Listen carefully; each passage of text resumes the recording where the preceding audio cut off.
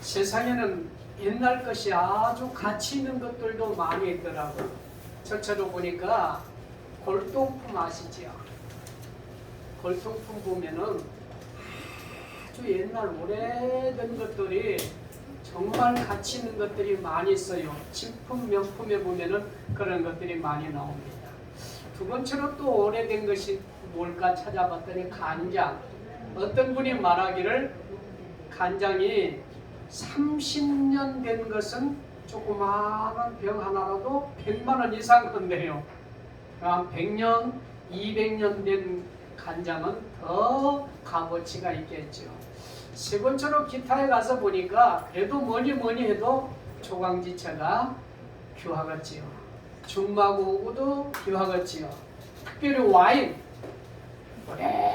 오래된 와인들은 아주 귀하고 가치 있는 것들이 있습니다. 반면에 아주 새로운 것이 또 가치 있는 것들이 있어요. 그럼 뭔가 생각해 봤더니 아파트, 우리 집. 옛날 집은 오래된 집은 가치 있는 게 아니야. 오래 가면 갈수록 그 집은 다 가치가 떨어지지만은 좋은 자리에 새로운 집을 짓고 보면은 돈 있는 분들이 막 가서 너도 나도 새 집을 살려고 하는 거 보니까 가치가 있겠다. 두 번째로는 자동차가 가치가 있다. 새로운 거. 얼마나 좋은 차가 많이 나오면은 저는 주차를 잘 못하는데 자동으로 주차가 된대. 들어갔다 나갔다. 전기로 사용합니다. 뿐만 아니라 이제 운전할 필요도 없어요. 자동으로 주행을 하고 가는 거예요. 딱 자기가 원하는데 인정해 놓으면 그대로 가는 겁니다. 이런 좋은 차. 세 번째로는 제가 볼 때는 전자제품이지 않겠는가. 제가 사용하고 있는 핸드폰만 해도 이거 얼마나 좋은 줄 몰라. 기능이 얼마나 좋은 줄 몰라요. 거기에 반도체에 이르기까지 전자제품 우리 가정에 쓰고 있는 모든 것들이 참으로 새로 나온 것들이 얼마나 가치 있고 좋은 것인 줄 모르겠다. 그런 생각이 들었습니다. 그러나 오늘은 그런 것이 아니라 윗사람과 새사람에 대해서 한번 생각을 해볼까 합니다. 첫째로 윗사람들이 있는데 22절 보니까 너희는 유혹의 욕심을 따라 썩어져가는 구습을 따르는 옛사람을 벗어버리고. 분명히 옛사람들이 있네요. 그래, 옛사람이 어떤 사람인가? 옛날 사람들을 옛사람이라고 하는가? 그건 아니잖아요. 그러면 나이가 많은 어르신들을 갖다가 옛사람이라고 하는가? 그것도 아니에요. 어느 지역에서는 100살만 먹으면 100만 원씩 준대요. 옛사람이 아니야. 그런 사람. 그래, 옛사람이 무엇인가? 성경대로 찾아보니까 첫째로 마음이 허망한 사람이다.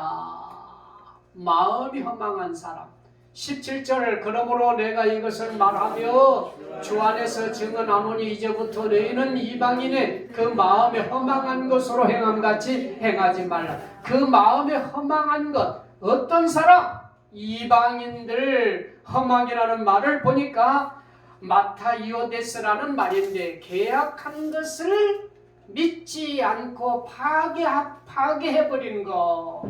계약을 한 것을 마음에서 믿지 않는 것을 갖다가 마음에 허망한 것이다. 하나님과 나와 계약한 것들이 있어. 하나님은 일방적으로 여러분과 나에게 계약을 하기는 너는 내 아들이라 그렇게 하시고 너는 내 말에 순종하라고 하시는 줄 믿습니다. 이것을 믿지 않고 이것을 지키지 않는 사람을 마음에 허망한 사람이라. 그래서 로마서 1장 21절에 보니까 하나님을 날되 하나님을 영화롭게도 아니하며 감사하지도 아니하고 오히려 그 생각이 허망하여지며 미련한 마음이 어두워졌나니. 그러니까 감사도 안 하고 하나님을 사랑하지도 않고 하나님을 좋아하지도 않고 하나님을 높이지도 않는 사람을 뭐라고 하느냐? 허망한 사람. 두 번째로는 총명이 어두운 사람을 갖다가 옛사람이라. 그냥 성경은 그대로 넘어가십시다. 에베소 5장 17절에 가서 보니까 그러므로 어리석은 되지 말고 오직 주의 뜻이 무엇인지 총명이 어둡다는 말은 분별하지 못한 사람, 그렇게 기록이 되어 있어요. 분별하지 못한 사람. 그러니까 옛날 사람, 옛사람, 그건 뭐냐면 분별을 못해. 뭘 분별을 하지 못하냐? 예수님이 하나님의 아들이란 것을 분별하지 못한 사람. 다시 말하면 하나님의 말씀을 보고 하나님의 말씀을 듣고 하나님의 말씀을 깨닫지 못한 사람, 그 사람을 갖다가 총명이 어두운 사람이라고 한 줄 믿습니다. 세 번째로는 무지한 사람.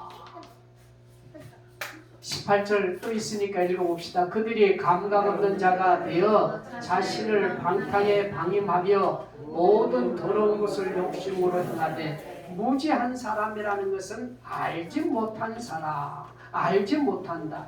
누가복음 23장 34절에 이에 예수께서 이르시되 아버지 저들을 사하여 주옵소서 자기들이 하는 것을 알지 못함이다 하시더라.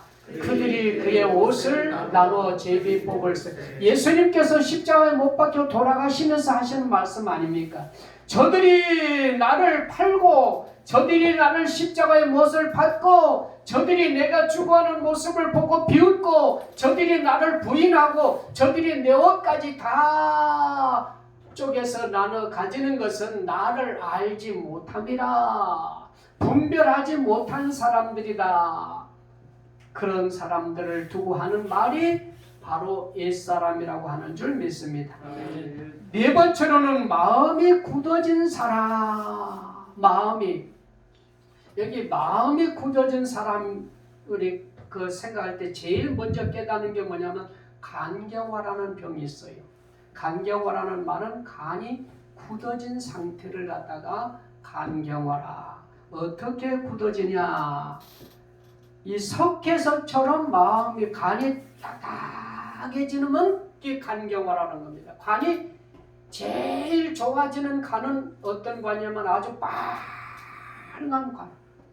그리고 부들부들하는 간이 최고 좋은 간이래.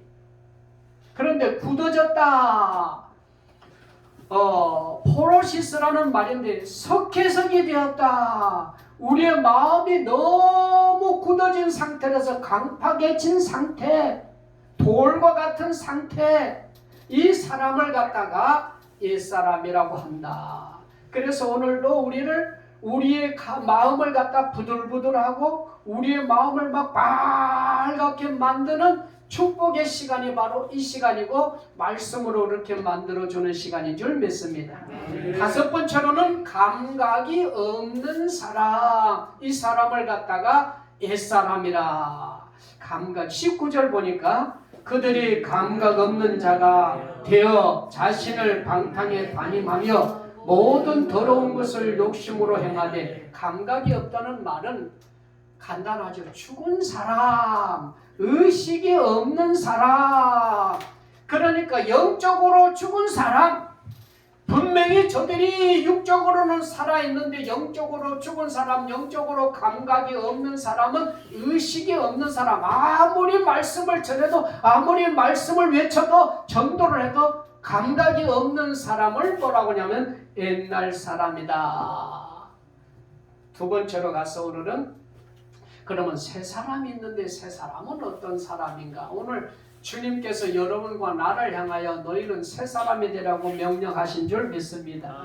24절에 보면은 하나님을 따라 의와 진리의 거룩함으로 지으심을 받은 새 사람을 입어라. 그래서 처녀 생각이 났어요. 처녀가 시집을 가면 뭐라 그러죠? 세대. 그 왜 세대기라고 할까? 내가 볼 때는 처녀가 시집을 가면 혼대기 되어야 맞을 텐데. 그렇구나. 처녀가 시집 가기 전에는 어디서 생활을 했습니까? 친정집에서. 그러니까 친정집의 것을 다 배우고 그렇게 습관을 가지고 있던 것을 시집을 가는 순간에 어떻게 돼야 되냐? 전부 친정집에 있던 것을 싹 버려라. 그리고 시댁에 가가지고 새로 배우는 사람이기 때문에 새댁이라고 그러는구나 그런 생각이 들어서 꼭 그런 건 그런지 아닌지는 잘 모르겠어요. 왜? 성경을 보니까 새 사람은 어떤 사람이냐면 첫째로 예수님께 배운 사람을 갖다가 새 사람이라 한 줄 믿습니다. 20절에 보면은 오직 너희는 그리스도를 이같이 배우지 아니하였느니라. 너희들 예수님을 배웠는데 예수님을 잘못 배운 사람이 옛사람이고 예수님을 배웠는데 예수님을 똑바로 잘 배운 사람을 누구라고 한다고요? 새 사람이라 그렇게 하는 줄 믿습니다. 지금 우리가 지금까지 작년까지 예수님을 배웠는데 잘못 배웠다고 하면 그건 옛사람인데 지금 이 시간부터 예수님을 새롭게 잘 배워나간다면 새 사람이 되는 줄 믿습니다. 마태복음 11장 29절을 보니까 나는 마음이 온유하고 겸손하니 나의 명예를 배우고 내게 배우라. 그리하면 너의 마음에 쉼을 얻으리라. 예수님께서는 여러분과 나보고 내게 배우라. 예수님께 배우라 그랬어요. 말씀으로 배우고 말씀을 들어서 배우고 또 여러분이 늘 기도로 예수님을 배워나가는 귀한 시간 되시기를 주의 이름으로 축원합니다. 예수님을 잘 배웠던 분이 누군가 생각해 봤더니 바울 같은 분이에요. 그래서 빌립보서 4장 9절에 보니까 너희는 내게 배우고 받고 듣고 본바를 행하라. 그리하면 평강의 하나님이 너희와 함께 계시리라. 바울이 하는 말이에요. 바울은 누구에게 배웠다는 말이죠? 나는 예수님에게 배웠다. 내가 예수를 본받은 것처럼 너희들은 나를 본받아라. 그러더니 여기서는 내가 예수님께 배우고 받고 듣고 본바를 너희도 나와 함께 같이 행하자. 바울처럼 예수님을 잘 배워나가기를 바랍니다. 늘 예수님의 말씀을 듣는 삶을 사시기를 바랍니다. 그래서 예수님을 늘 말씀을 듣고 예수님의 말씀을 배우고 예수님의 말씀대로 살아가려고 기도하는 사람은 바로 새 사람이 되어져 있는 줄 믿습니다. 두 번째로는 심령이 새롭게 되는 사람이 바로 새 사람이다. 23절 오직 너희의 심령이 새롭게 되어. 그러니까 우리의 이 바퀴 얼굴이 몸이 새롭게 된 것이 아니라 몸을 새로 만드는 것이 아니라 뭐가요? 우리의 마음을 우리의 심령이 새롭게 된 사람을 향하여 바로 주님께서는 우리를 향하여 새 사람이 되었다라고 하는 줄 믿습니다. 그래서 예수님께서 사랑하는 제자들에게 말합니다. 산에 올라가서 말씀을 가르칠 때에 심령이 가난한 자는 복이 있나니 천국이 저의 것이로. 심령이 가난하다는 말은 심령이 새롭게 된 사람은 그 말이에요. 그러니까 오늘 여러분이 제일 행복하고 제일 부자로 제일 멋있는 삶을 살 수 있는 것은 심령이 새롭게 되는 것인 줄 믿습니다. 그런 사람이 누구냐면 니고데모와 같은 사람입니다. 요한복음 3장 5절에 보니까 예수께서 대답하시되 진실로 진실로 내게 이르노니 사람이 물과 성령으로 나지 아니하면 하나님의 나라에 들어갈 수 없느니라. 심령이 새롭게 된다는 말은 중생한 사람, 거듭난 사람, 구원받은 사람, 그 사람이 새 사람이라는 거예요. 여러분과 내가 지금 거듭났다면, 중생했다면, 구원받았다고 하면은 우리는 어떤 사람들이라고요? 새 사람들인 줄 믿습니다. 니고데모가 주님 앞에 와서 새 사람이 되고 싶었어요. 어떻게 하면 나 새 사람 될 수 있습니까? 어떻게 하면 거듭날 수 있고 중생할 수 있고 구원받을 수 있습니까? 그러니까 주님께서 물과 성령으로 거듭나라고 하시는 줄 믿습니다. 아멘. 오늘 물과 성령으로 거듭나서 우리는 구원받았습니다. 아멘. 영생을 얻었습니다. 아멘. 그러므로 우리는 새 사람이 된 줄 믿습니다. 니고데모와 같은 사람, 삭개오와 같은 사람, 요한복음 4장에 나오는 수가성의 여인과 같은 사람이 바로 심령이 새롭게 변화가 되어서 새 사람이 되어 있는 줄 믿습니다. 아멘. 마지막 세 번째로는 진리로 거룩함을 입은 사람이 바로 새 사람인 줄 믿습니다. 24절 다시 한번 더 읽어볼까요? 하나님을 따라 의와 진리의 거룩함으로 지으심을 받은 새 사람을 입어라. 그러니까 진리로 거룩함을 입은 사람은 새 사람이 되었다. 진리가 뭐지요? 예수님이고 말씀인 줄 믿습니다. 예수님으로 말미암아 거룩해진 사람은 예수님이 그렇잖아. 내가 거룩하니 너희도 거룩해라. 그 말은 내 힘과 내 노력과 나의 어떤 능력으로는 거룩해질 수가 없고 예수님의 능력으로 예수님의 은혜로 거룩해질 수밖에 없는 줄 믿습니다. 요한복음 8장 2절에 보니까 진리를 알지니 진리가 너희를 자유케 하리라. 이게 진리가 예수님인데 예수님만이 나에게 자유도 줄 수 있고 구원도 줄 수 있고 거듭나게 할 수 있고 영생을 줄 수 있는 분이고 거룩하게 만들어 줄 수 있는 분이고 그분만이 나를 새 사람 되게 할 수 있는 줄 믿습니다. 아멘. 아무리 교화를 시켜도 교도소에서 새 사람이 되어 나올 수는 없어요. 학교에서 아무리 성인교육해서 그냥 열심히 선생님들이 공부를 가르쳐도 새 사람이 될 수 없어요. 어떤 방법으로도 이 세상에서는 새 사람이 될 수가 없는데 우리를 새 사람이 될 수 있도록 만들 수 있는 분은 누구냐? 예수님인데 그 예수님이 어떻게 우리를 새 사람으로 만들 수 있느냐? 죄가 있던 우리를 죄가 하나도 없다고 말씀하시면서 거룩하게 만들어 주심으로 말미암아 새 사람이 되어지는 줄 믿습니다. 아멘. 새해는 우리는 새 사람이 완전히 되어졌습니다. 아멘. 거룩해졌습니다. 아멘. 구원받았습니다. 아멘. 거듭났습니다. 아멘.